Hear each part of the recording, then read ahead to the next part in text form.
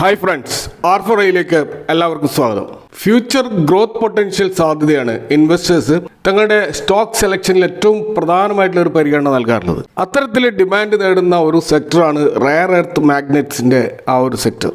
ആഗോള material supply ചെയിനിൽ India വളരെ നിശബ്ദമായ ഒരു വിപ്ലവത്തിലൂടെ തങ്ങളുടെ സാന്നിധ്യം ഈ ഒരു മേഖലയിൽ അറിയിക്കാൻ ശ്രമിക്കുകയാണ്. ഇപ്പോൾ റെയർ എർത്ത് മാഗ്നറ്റ്സ് ഇപ്പോൾ ഇന്ത്യയുടെ ഈ ഒരു സപ്ലൈ ചെയിനിൽ പ്രധാന പങ്ക് വഹിക്കുന്ന ഒരു എലിമെന്റ് ആയിട്ട് മാറാൻ പോവുകയാണ്. അപ്പോൾ റെയർ എർത്ത് എക്സ്പോർട്ടിൽ ചൈനയുടെ ആ ഒരു അപ്രമാദിത്വം ഇല്ലാതാക്കിയിട്ട് ഈ ഒരു റെയർ എർത്ത് മാർക്കറ്റിൽ ഇപ്പോൾ ചൈനയ്ക്ക് ഒരു ആൾട്ടർനേറ്റീവ് സപ്ലയർ ആയിട്ട് മാറാനാണ് ഇന്ത്യ ശ്രമിക്കുന്നത്. ഇപ്പോൾ ഏറ്റവും ഒടുവിൽ ഗവൺമെന്റ് ഏകദേശം 73 ബില്യൺ റുപ്പീസിന്റെ ഏകദേശം 7300 കോടിയുടെ ഒരു scheme rare earth magnet processing യൂണിറ്റുകൾ സെറ്റപ്പ് ചെയ്യാൻ വേണ്ടിയിട്ട് അപ്രൂവ് ചെയ്തിട്ടുണ്ട്.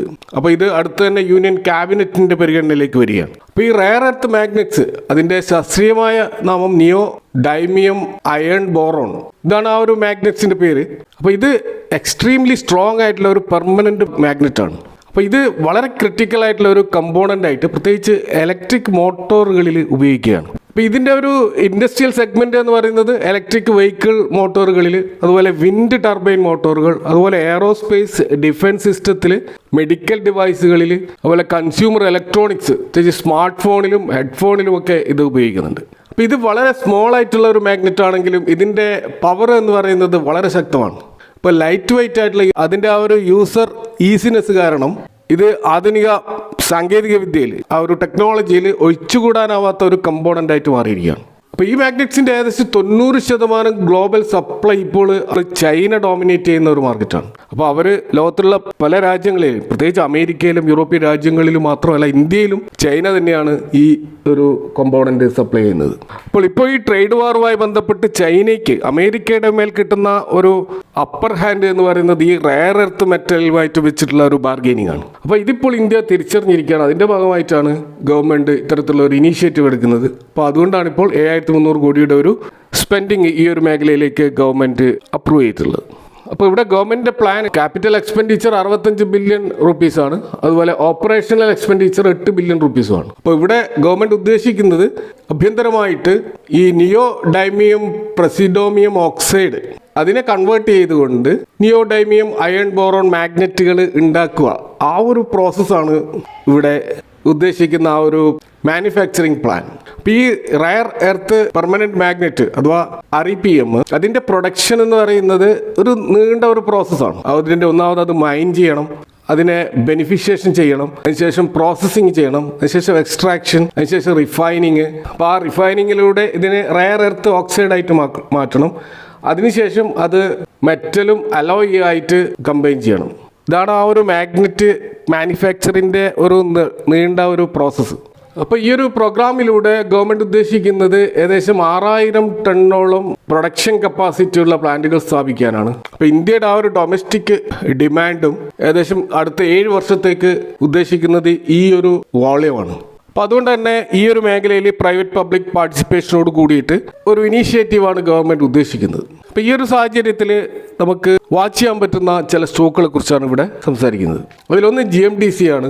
GMDC എന്ന് പറയുന്നത് ലിഗ്നൈറ്റ് പ്രൊഡക്ഷൻ്റെ ഇന്ത്യയിലെ ഏറ്റവും ലീഡിംഗ് ആയിട്ടുള്ള ഒരു കമ്പനിയാണ്. അപ്പോൾ അവർ ട്രഡീഷണൽ ആയിട്ട് കോളും ബോക്സൈറ്റുമാണ് പ്രൊഡ്യൂസ് ചെയ്തുകൊണ്ടിരുന്നത്. അവരിപ്പോൾ ഈ ക്രിട്ടിക്കൽ മിനറൽ പ്ലെയർ ആയിട്ട് മാറാൻ വേണ്ടിയിട്ടുള്ള ശ്രമത്തിലാണ്. അപ്പോൾ ഈ കമ്പനി ഇപ്പോൾ ഗുജറാത്തിൽ അംബാഡു നഗർ എന്ന് പറയുന്ന സ്ഥലത്ത് വേൾഡിലെ ലാർജസ്റ്റ് റെയർ എർത്ത് ഡെപ്പോസിറ്റ് അതിനെ ഡെവലപ്പ് ചെയ്തുകൊണ്ടിരിക്കുകയാണ്. അപ്പോൾ ഈ ഒരു മിക്സഡ് റെയർ എർത്ത് കാർബണേറ്റ് അവിടെ നിന്ന് മൈൻ ചെയ്തതിന് ശേഷം അതിൻ്റെ സെപ്പറേഷൻ പ്ലാന്റ് ആയിട്ടുള്ള ബറൂച്ചിലേക്ക് മാറ്റിക്കൊണ്ട് അവിടെ നിന്നാണ് ഈ കൺവേർഷൻ നടത്തുക. അപ്പോൾ അവിടെ നിയോഡൈമിയം, അതുപോലെ പ്രസോഡൈമിയം, ലാന്തനം, സേറിയം പോലെയുള്ള മെറ്റീരിയലുകളുടെ ഓക്സൈഡുകളാക്കി മാറ്റിയിട്ടാണ് ഇത് EV മോട്ടോഴ്സ് അതുപോലെ റിലേറ്റഡ് ആയിട്ടുള്ള മോട്ടോറുകളിലേക്ക് ആവശ്യമുള്ള മാഗ്നറ്റുകൾ നിർമ്മിക്കുക. അപ്പോൾ ഇവിടെ GMDCയുടെ ഒരു വിഷൻ എന്ന് പറയുന്നത് അവിടെ പ്രോസസ്സിംഗ് മുതൽ എൻഡ് പ്രൊഡക്റ്റ് വരെയുള്ള ആ ഒരു വാല്യൂ ചെയിനിലുള്ള ഒരു പ്രസൻസ് ആണ് ഇവർ ഉദ്ദേശിക്കുന്നത്. മറ്റൊരു സ്റ്റോക്ക് ലൈംലൈറ്റിൽ വരുന്നത് ഹിന്ദുസ്ഥാൻ സിങ്ക് ആണ്. ഇന്ത്യയുടെ ലാർജസ്റ്റ് സിങ്കും അതുപോലെ ലെഡും പ്രൊഡ്യൂസ് ചെയ്യുന്ന ഒരു ഹെവി വെയിറ്റ് ഗ്ലോബൽ മെറ്റൽ കമ്പനിയാണ് ഈ ഹിന്ദുസ്ഥാൻ സിങ്ക്. അപ്പോൾ അവരും ഇപ്പോൾ ഈ ക്രിട്ടിക്കൽ മിനറൽസിലേക്ക് അവരുടെ മാനുഫാക്ചറിങ് ഷിഫ്റ്റ് ചെയ്യുകയാണ്. അപ്പോൾ ഇന്ത്യയിലെ നാച്ചുറൽ റിസോഴ്സ് കോൺഗ്ലോമറേറ്റ് ആയിട്ടുള്ള വേദാന്തയുടെ ഒരു സബ്സിഡിയറിയാണ് ഹിന്ദുസ്ഥാൻ സിങ്ക്. അപ്പോൾ പ്രൈവറ്റ് മേഖലയിലുള്ള ഒരു കീ പ്ലെയർ ആയിട്ട് മാറാൻ പോകുന്നത് ഈ ഹിന്ദുസ്ഥാൻ സിങ്ക് ആണ്. കാരണം ഇവർ ഗവൺമെൻറ്റിൻ്റെ ക്രിട്ടിക്കൽ മിനറൽ ഓപ്ഷനിൽ വിജയിച്ചിട്ടുള്ള ഒരു കമ്പനിയാണ്. അപ്പോൾ ഇവർ ഈ ഇന്ത്യയിലെ തന്നെ മറ്റൊരു കമ്പനിയായിട്ടുള്ള ഇന്ത്യൻ റെയർ എർത്ത് ലിമിറ്റഡിൽ നിന്നും ഒരു നോൺ റേഡിയോ ആക്റ്റീവ് ഡെപ്പോസിറ്റ് ആയിട്ടുള്ള മോണോസൈറ്റ് ബ്ലോക്ക് ഇവർ ഓൾറെഡി സക്സസ് ആയിട്ട് സെക്യൂർ ചെയ്തിരിക്കുകയാണ്. ഇതുകൂടാതെ ഹിന്ദുസ്ഥാൻ സിങ്ക് അവർ ഗ്ലോബലായിട്ട് പല കമ്പനികളുമായിട്ടും പ്രത്യേകിച്ച് AI റിലേറ്റഡ് ആയിട്ടുള്ള ഡ്രോൺ ബേസ്ഡ് ആയിട്ടുള്ള എക്സ്പ്ലോറേഷൻ ടെക്നോളജിയിൽ ഇന്റർനാഷണൽ എക്സ്പേർട്ടുകളുമായിട്ട് കൊളാബറേഷനുള്ള ഒരു കമ്പനി കൂടിയാണ്. മറ്റൊരു സ്റ്റോക്ക് ലൈംലൈറ്റിൽ വരുന്നത് വേദാന്തയാണ്. അപ്പോൾ ഗ്ലോബൽ ക്രിട്ടിക്കൽ മിനറൽ റേസിൽ ഒരു പ്രധാന പ്ലെയറായി മാറാൻ പോകുന്നതും ഈ ഒരു കമ്പനി ആയിരിക്കും. അപ്പോൾ ഇവരുടെ ഒരു പോർട്ട്ഫോളിയോ എന്ന് പറയുന്നത് വളരെ വൈഡാണ്. അവിടെ സിങ്ക് ഉണ്ട്, അലൂമിനിയം ഉണ്ട്, കോപ്പർ ഉണ്ട്, ഓയിൽ ഉണ്ട്, ഗ്യാസ് ഉണ്ട്, അയൺ ഓർ ഉണ്ട്, പവർ ഉണ്ട്. അങ്ങനെ വലിയൊരു കോൺഗ്ലോമറേറ്റ് ആണ് വേദാന്ത. അപ്പോൾ റെയർ എർത്ത് മെറ്റൽസ് ഇവരുടെ ഒരു മേജർ റവന്യൂ സ്ട്രീം അല്ല, പക്ഷെ അവർ ഈ ഒരു മേഖലയിലേക്ക് കാലെടുത്ത് വെക്കാനുള്ള പ്ലാനാണ് അവരുടെ ഗൈഡൻസിൽ കാണാൻ കഴിയുക. കാരണം ഈ വേദാന്തയുടെ ഈ മൈനിങ്ങിലുള്ള അവരുടെ ഒരു നോഹോ അല്ലെങ്കിൽ അവരുടെ ആ ഒരു എക്സ്പേർട്ടൈസ് നോളജ് ഇന്ത്യയുടെ ഈ ഒരു ഫ്യൂച്ചർ റെയർ എർത്ത് സ്ട്രാറ്റജിയിൽ ഇന്ത്യയെ സംബന്ധിച്ചിടത്തോളം ഒഴിച്ചുകൂടാനാവാത്ത ഒരു കമ്പനിയായിട്ട് തീർച്ചയായിട്ടും വേദാന്ത മാറും. മറ്റൊരു സ്റ്റോക്ക് NMDC ആണ്. ഇത് അയോൺ ഓർ പ്രൊഡ്യൂസ് ചെയ്യുന്ന ഇന്ത്യയിലെ ലാർജസ്റ്റ് കമ്പനിയാണ്. അപ്പോൾ സ്റ്റീൽ മേക്ക് ചെയ്യുന്ന ഇൻഫ്രാസ്ട്രക്ചർ കമ്പനികളുടെ ഒരു പ്രധാനപ്പെട്ട സപ്ലയറാണ് ഈ NMDC.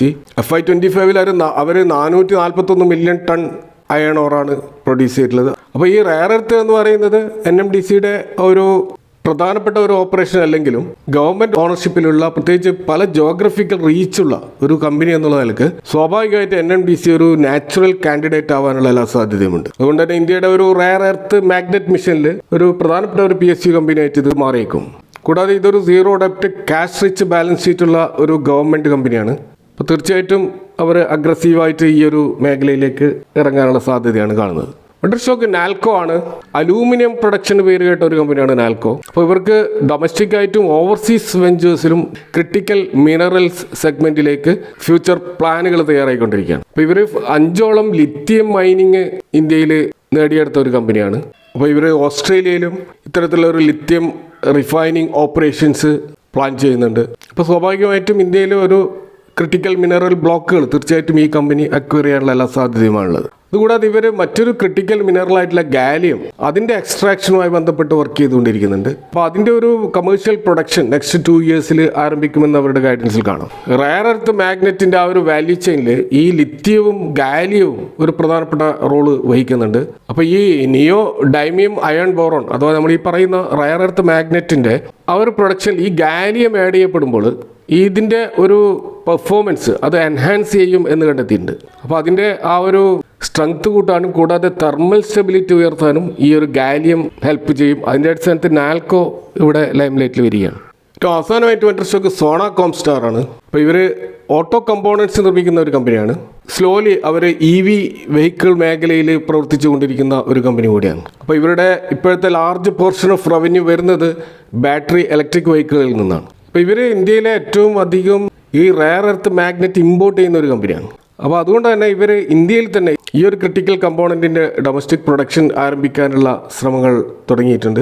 ലോക്കലായിട്ട് ഈ മാഗ്നറ്റ് പ്രൊഡക്ഷൻ നടത്താൻ ആദ്യമായിട്ട് മുന്നോട്ട് വന്ന ഒരു കമ്പനിയാണ് സോണ കോംസ്റ്റാർ. അപ്പോൾ അതുകൊണ്ട് തന്നെ ഈ സ്റ്റോക്കും തീർച്ചയായിട്ടും ലൈംലൈറ്റിൽ വരികയാണ്. അപ്പോൾ ഇവിടെ പരാമർശിച്ച സ്റ്റോക്കുകൾ ഒരു ബൈങ് റെക്കമെൻഡേഷൻ അല്ല. ഇവിടെ നമ്മൾ മനസ്സിലാക്കേണ്ടത് ഈ സ്റ്റോക്കുകൾ ഈ ഒരു റെയർ എർത്ത് മെറ്റൽസിൻ്റെ ഇന്ത്യയുടെ ആ ഒരു നിശബ്ദ വിപ്ലവത്തിൽ പാർട്ടിസിപ്പേറ്റ് ചെയ്യാൻ സാധ്യതയുള്ള കമ്പനികളാണ്.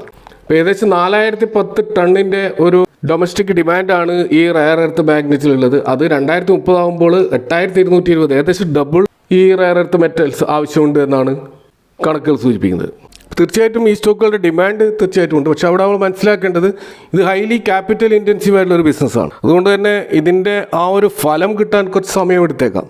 കാരണം ലാർജ് സ്കെയിൽ ഇൻഫ്രാസ്ട്രക്ചറും മൈനിങ് പ്രൊജക്റ്റുകളൊക്കെ ഉള്ളത് കൊണ്ട് തന്നെ അതിൻ്റെ ആ ഒരു എക്സിക്യൂഷൻ എന്ന് പറയുന്നത് വളരെ വെല്ലുവിളികൾ നിറഞ്ഞതാണ്. പ്രത്യേകിച്ച് ഗവൺമെൻറ്റിൻ്റെ റെഗുലേഷൻസും വളരെ പ്രധാനമാണ്. അപ്പോൾ ഇത്തരം റിസ്ക് ഫാക്ടറുകളൊക്കെ കണക്കിലെടുത്തുകൊണ്ടായിരിക്കണം നമ്മൾ ഈ സ്റ്റോക്കുകളെ സമീപിക്കേണ്ടത്. അപ്പോൾ തീർച്ചയായിട്ടും കൂടുതൽ പഠനങ്ങൾ നടത്തിക്കൊണ്ട് ഈ ഒരു സ്റ്റോക്ക് വാച്ച് ലിസ്റ്റിൽ ആഡ് ചെയ്തുകൊണ്ട് നമുക്ക് നിരീക്ഷിക്കാവുന്നതാണ്. അപ്പോൾ ഇതൊക്കെയാണ് ഈ ഒരു റെയർ എർത്ത് മെറ്റൽസുമായി ബന്ധപ്പെട്ടിട്ട് ഇവിടെ പറയാനുള്ളത്. ഈ വിഷയങ്ങളുമായി ബന്ധപ്പെട്ട നിങ്ങളുടെ അഭിപ്രായങ്ങളും കമൻറ്റുകളും അറിയിക്കുക. Thank for watching. See next time with another video.